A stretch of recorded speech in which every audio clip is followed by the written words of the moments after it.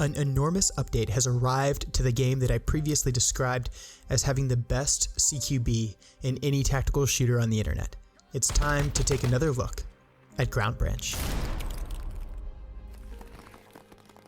I'm Controlled Pairs, and I play the most immersive PC games in the world. Ground Branch is a PC tactical shooter that puts you in the shoes or boots of a paramilitary operator working for the United States government's Central Intelligence Agency. There is very likely no more hardcore and true to real life tactical shooter available from any studio, be it AAA or indie, on the internet.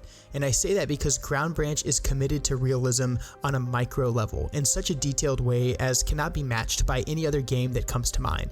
The only thing that comes even remotely close is something like Escape from Tarkov for its commitment to the tiny details. Ground Branch, though, is not a survival shooter like Escape from Tarkov. No, it is a true tactical shooter with game modes like Terrorist Hunt and Deathmatch. It's developed by a small but passionate team of developers that have been committed to the project for some time, and this latest update, that is the 1030 update, brings with it some of the biggest changes we've seen to the game ever. First, the interface screen has changed completely.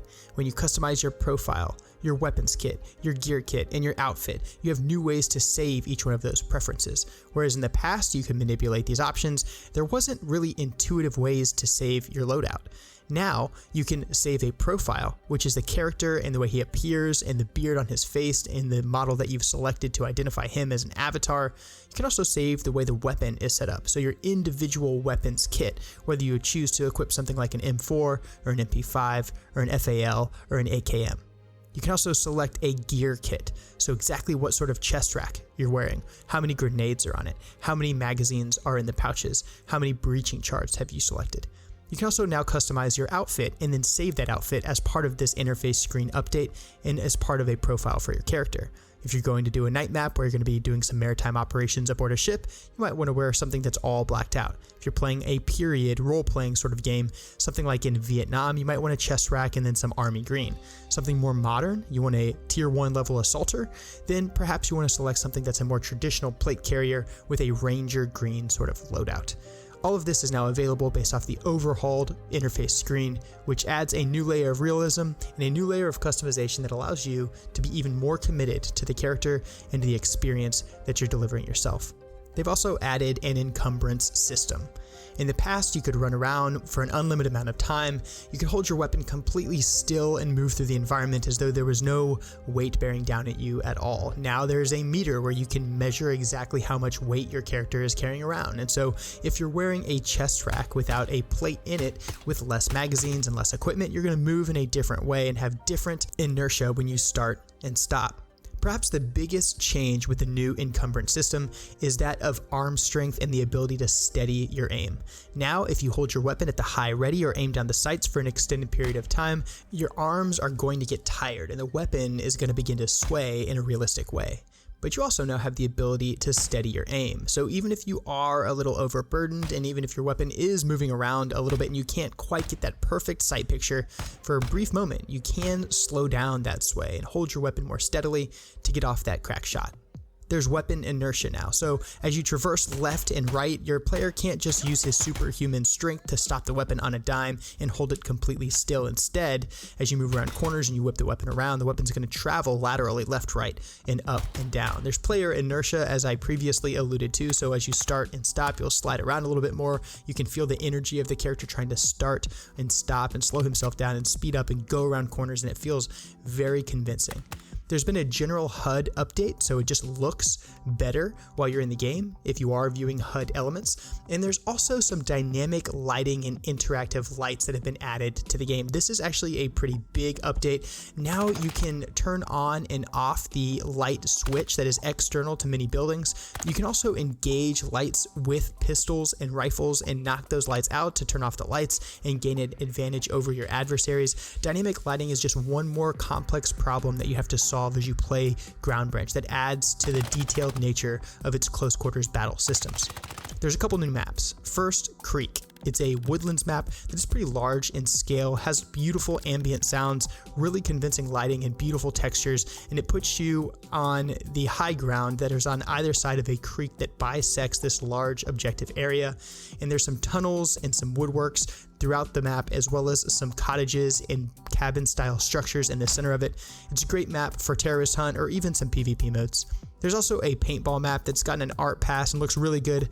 I haven't had the chance to play that one yet. It is available only in player versus player. There's been a couple of visual updates as well. There's blood effects, so now you get that satisfying splash of red mist when you engage a target. And there's been an update to the way that tack lights look in the environment, which complement well the dynamic lighting and interactive lights that I've described before. Audio has gotten a huge and a much needed improvement. This was a weak point in the game in the past, and one that I think is now advancing to become on par with some of the other games in this genre and of this size. There's now ambient sounds across each map, so if you stop and listen, you can hear water running and you can hear wind and birds, and it just sounds like you're outside or inside, and it's appropriate to the environment that you're in, and it makes sense and makes these environments much more convincing. There's been some updated gunshot sound effects, which is also much needed. By no means is it perfect across the board, and I do think that the sound design continues to need improvement, but it is better, and better is good.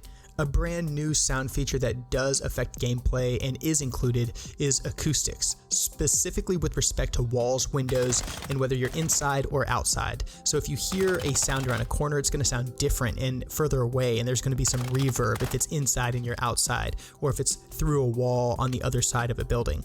And all of these acoustics allow you to more easily detect where the enemy is located and get a better sense of what is going on around you, and allow you as a player to make better and more realistic decisions as you work through this dynamic and complex CQB environment. A huge update that is going to change the way that people interact with the client and the gameplay loop for people who are a fan of this game is the reinstated ability to host your own servers. Sounds like a small feature, but it is an important one, as Ground Branch is no doubt best enjoyed with friends, especially in a cooperative type of game mode. The ability to host your own servers now returns the ability to immediately get into a game with your friends, and will no doubt bring many lovers of the game back to it. There's been a couple new additions so far as weapons and equipment are concerned. I'll list them briefly. The M110 SAS was added, as well as the M110 K1 variant, which just has a different stock. It's the more modern version of the M110. The AKM has also been added to the game, as well as the FAL Tactical, which looks a lot like the original FAL. Difference here is now we have those Picatinny rail systems along the barrel, and they are a full-length Picatinny rail system, so you can now customize fully that FAL and use it just like you would any other black gun. The new equipment I was alluding to is a rangefinder, which is an excellent complement to the M110, which is a long gun, a gas gun, a 7.62 precision fire sniper system, and the rangefinder is a lovely complement to it. So the update is great, the game plays beautifully, and Ground Branch is more fun now than it ever has been before. But I'm heartbroken, guys, because there's just not that many people playing it. The daily average concurrent players is hovering somewhere around 30 people, which doesn't make sense to me because this game is really good, but it's also been around for a long time, and the development on it is slow to progress. But if you are looking for an immersive, close quarters battle, highly detailed tactical shooter where you can customize your weapon to an extent not seen in hardly any game ever, and you can make your character look exactly like you want them to look, equip their kit in the perfect way for whatever mission you're going into, I just don't think there's any better option on the market right now than Ground Branch. Simply collecting the footage that I've shown along with this video was a blast, and almost all of it was played in a single player terrorist hunt game mode as I explored the new maps and the new features provided by the update, and I had so much fun doing just that. It's one of those games that's so intense because the AI is really, really good, and they can detect you and engage you, and they are incredibly lethal. It's incredibly satisfying approaching a building quietly in the dead of night, knowing these highly skilled AI bots are inside, moving up to it and turning off the lights, turning on your night vision devices and activating your infrared laser, creeping over to the door and putting an explosive charge on it, and then throwing a flashbang in through the window as you simultaneously detonate that explosive breach and then flow into the room with your friends, expertly taking out each one of the enemy that are located in that room, moving to take your corner, and then transitioning to clear the stairs. It's fluid, it's fun, and when done perfectly, there's nothing else quite like it. A big shout out to each and every single one of you who takes the time to watch my videos, and especially the channel members who continue to support the channel for as little as 99 cents a month. If you'd like to become a channel member and support my content in that same way, you can click the blue join button below. I'm Controlled Pairs. I play the most immersive PC games in the world. This is Ground Branch, and I'll see you in the next one.